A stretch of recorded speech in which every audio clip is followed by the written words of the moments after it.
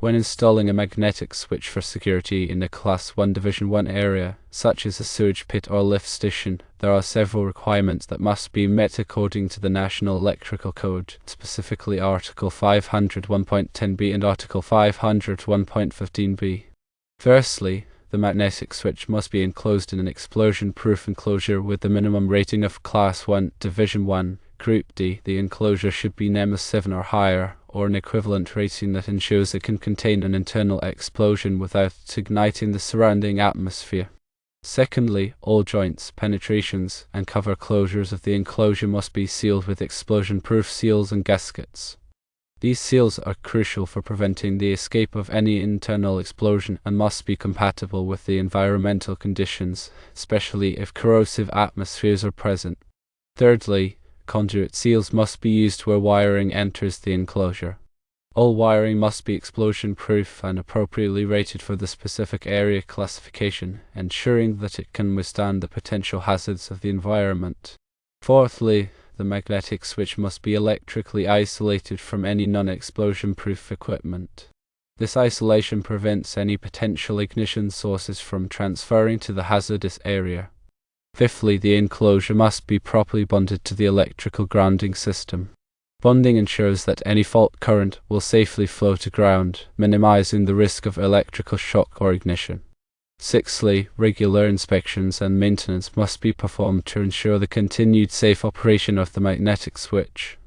The enclosure and seal should be checked for any signs of damage or deterioration, and any necessary repairs or replacements should be made promptly. In addition to these requirements, there are some additional considerations to keep in mind. Consider using a magnetic switch that is specifically designed and certified for use in Class 1 Division 1 areas. These switches are built to meet the stringent requirements of the NEC and are more likely to provide reliable and safe operation. Ensure that the switch is compatible with the existing security system. The switch should be able to seamlessly integrate with the system and provide the desired level of security. Install the switch in a location where it will not be exposed to excessive moisture, corrosive fumes, or physical damage. A protected location will help to prolong the life of the switch and reduce the need for maintenance. To elaborate on the enclosure rating, the Class 1 Division 1 Group D rating signifies that the enclosure is suitable for use in areas where flammable gases or vapors are present in the air under normal operating conditions. Group D specifically refers to atmospheres containing specific gases such as gasoline, hexane, naphtha, benzene, butane, propane, alcohol, acetone, benzol, lacquer solvent vapors, or natural gas. The NEC 7 rating indicates that the enclosure is designed for indoor use in hazardous locations classified as Class 1, Groups A, B, C, or D. It is designed to contain an internal explosion without causing a hazard to the surrounding environment.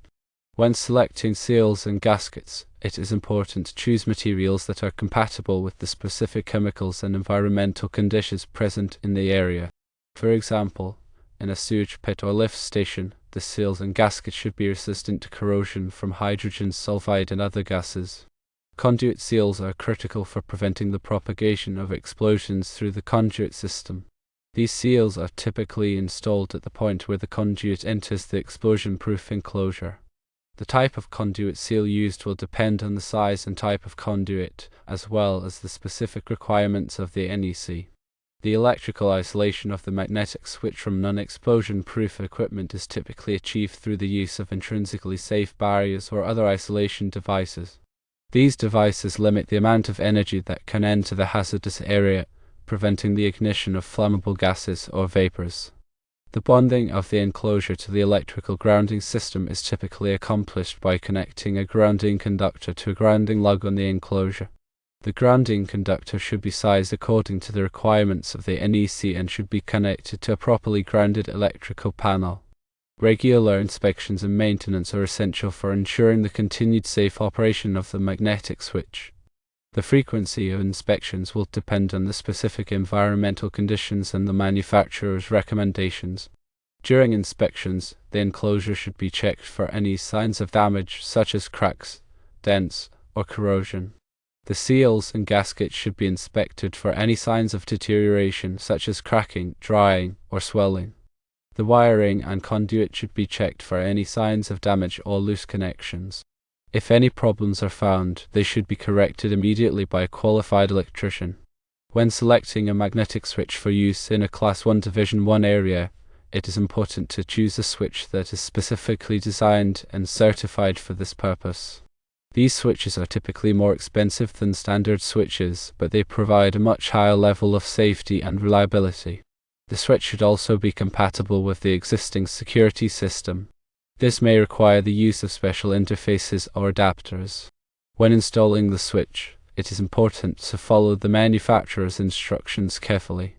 The switch should be installed in a location where it will not be exposed to excessive moisture, corrosive fumes, or physical damage.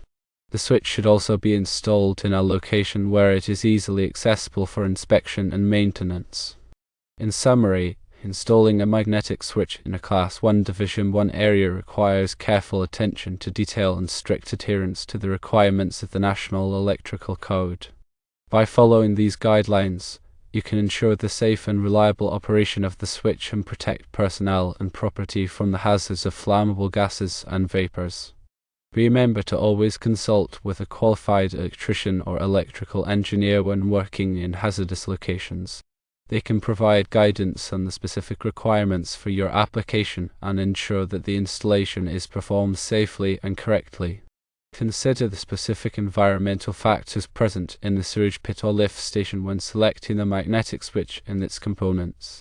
For example, high humidity levels, corrosive gases, and potential for flooding should all be taken into account.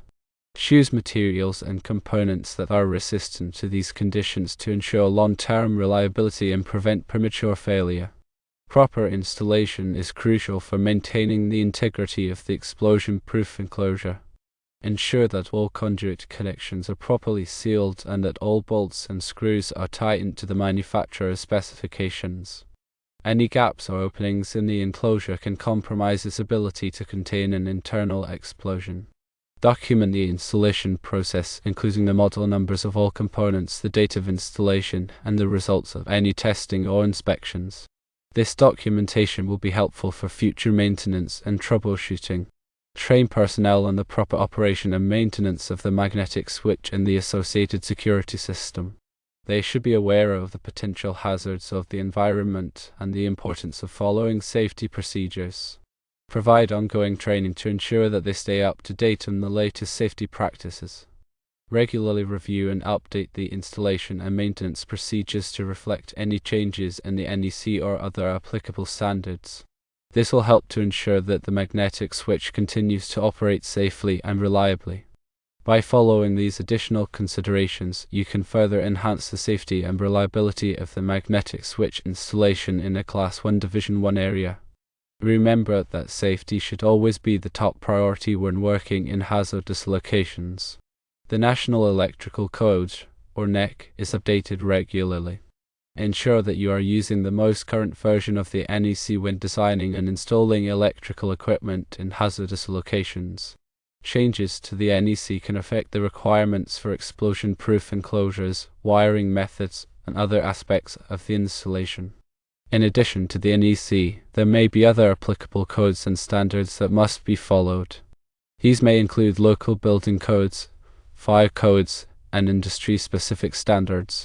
Be sure to research and comply with all applicable requirements. When selecting a magnetic switch, consider the specific application requirements. For example, what is the expected frequency of operation? What is the ambient temperature range? What is the level of vibration? Choosing a switch that is designed for the specific application will help to ensure its long-term reliability. Consider using a magnetic switch with a built-in diagnostic feature. These switches can provide early warning of potential problems, such as a failing sensor or a loose connection. This can help to prevent unexpected downtime and improve the overall reliability of the security system.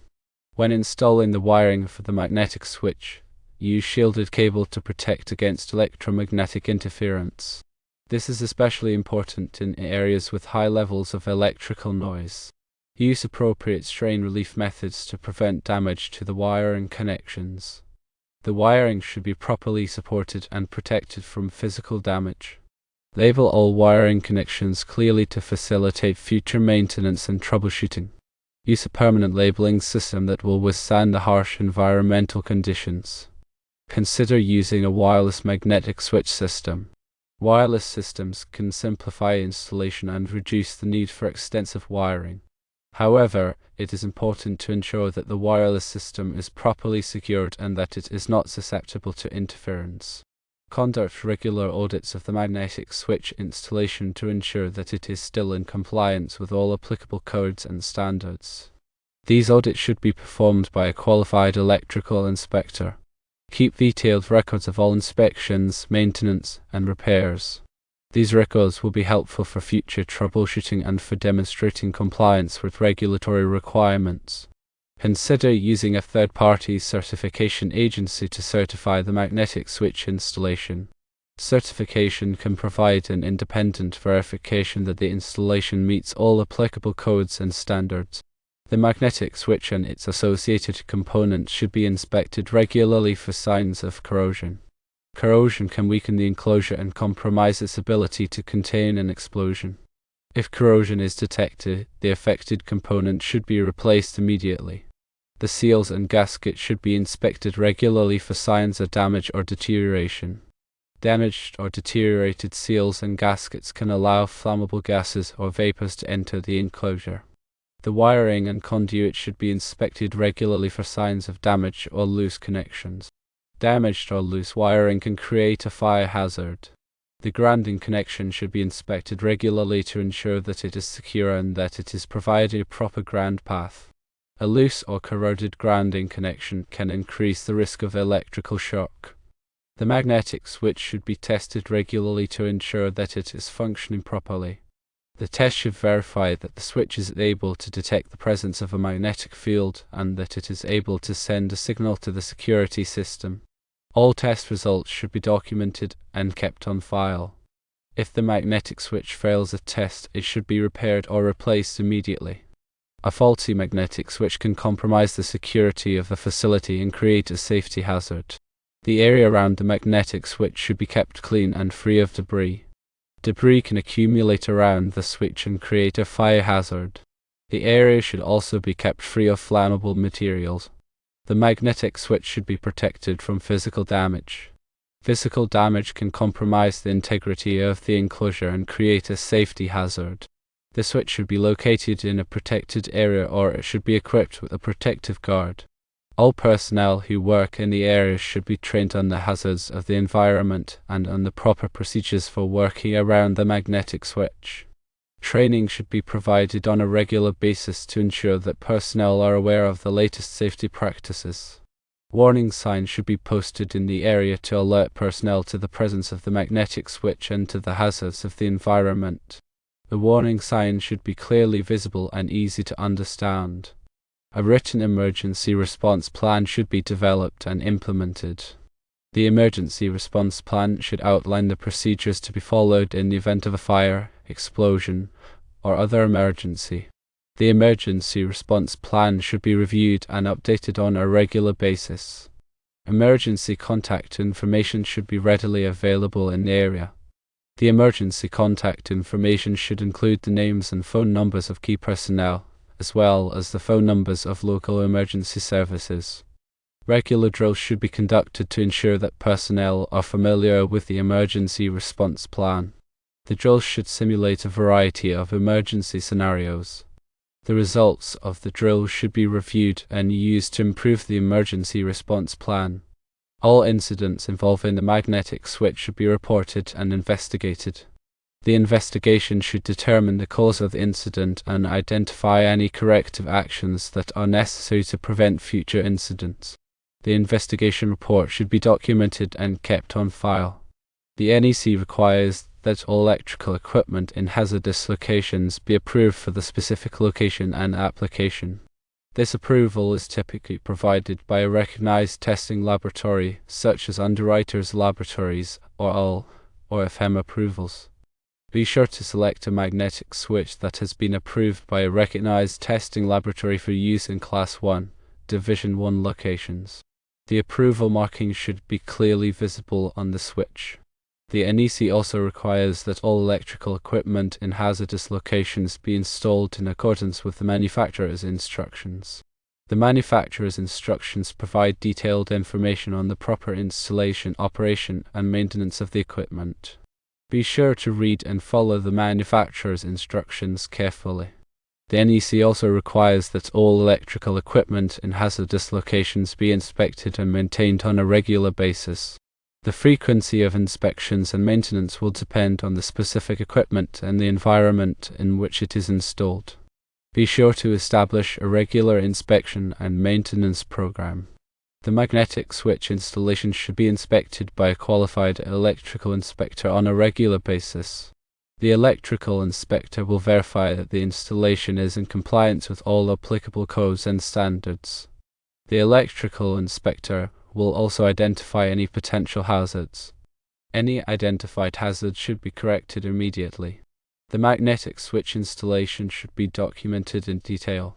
The documentation should include the following information: the location of the switch, the model number of the switch, the date of installation, the results of all inspections and tests, and any maintenance or repairs that have been performed. The documentation should be kept on file and should be readily available for review. The magnetic switch should be protected from unauthorized access. Unauthorized access can lead to damage to the switch or to the security system. The switch should be located in a secure area, or it should be equipped with a locking mechanism. All personnel who have access to the magnetic switch should be properly trained and authorized. Unauthorized personnel should not be allowed to access the switch. The magnetic switch should be integrated with the overall security system. The security system should be designed to detect and respond to any unauthorized access to the area. The security system should be tested regularly to ensure that it is functioning properly. The magnetic switch should be monitored remotely. Remote monitoring can provide early warning of potential problems. The remote monitoring system should be tested regularly to ensure that it is functioning properly. A backup power supply should be provided for the magnetic switch. The backup power supply will ensure that the switch continues to operate in the event of a power outage. The backup power supply should be tested regularly to ensure that it is functioning properly. The magnetic switch should be protected from lightning strikes. Lightning strikes can damage the switch or the security system. The switch should be equipped with a lightning protection system. The lightning protection system should be inspected regularly to ensure that it is functioning properly. The magnetic switch should be protected from static electricity. Static electricity can damage the switch or the security system. The switch should be located in an area with low static electricity. The area should be equipped with static control measures. The magnetic switch should be protected from radio frequency interference, or RFI. RFI can interfere with the operation of the switch or the security system. The switch should be located in an area with low RFI. The area should be equipped with RFI shielding. The magnetic switch should be protected from electromagnetic interference, or EMI. EMI can interfere with the operation of the switch or the security system. The switch should be located in an area with low EMI. The area should be equipped with EMI shielding. The magnetic switch should be protected from vibration. Vibration can damage the switch or the security system. The switch should be located in an area with low vibration. The switch should be mounted on vibration dampening materials. The magnetic switch should be protected from shock. Shock can damage the switch or the security system. The switch should be located in an area with low shock. The switch should be mounted on shock-absorbing materials. The magnetic switch should be protected from extreme temperatures. Extreme temperatures can damage the switch or the security system. The switch should be located in an area with moderate temperatures. The switch should be equipped with temperature control measures. The magnetic switch should be protected from humidity. Humidity can damage the switch or the security system. The switch should be located in an area with low humidity. The area should be equipped with humidity control measures. The magnetic switch should be protected from dust. Dust can damage the switch or the security system. The switch should be located in an area with low dust. The area should be equipped with dust control measures. The magnetic switch should be protected from corrosive materials. Corrosive materials can damage the switch or the security system. The switch should be located in an area with low corrosive materials. The area should be equipped with corrosion control measures. The magnetic switch should be protected from insects. Insects can damage the switch or the security system. The switch should be located in an area with low insects. The area should be equipped with insect control measures.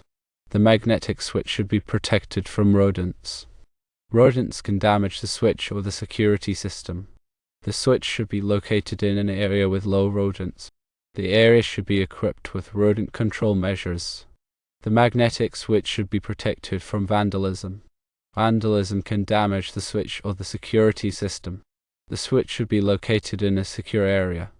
The switch should be equipped with vandal-resistant measures. The magnetic switch should be protected from theft. Theft can compromise the security system. The switch should be located in a secure area. The switch should be equipped with theft deterrent measures.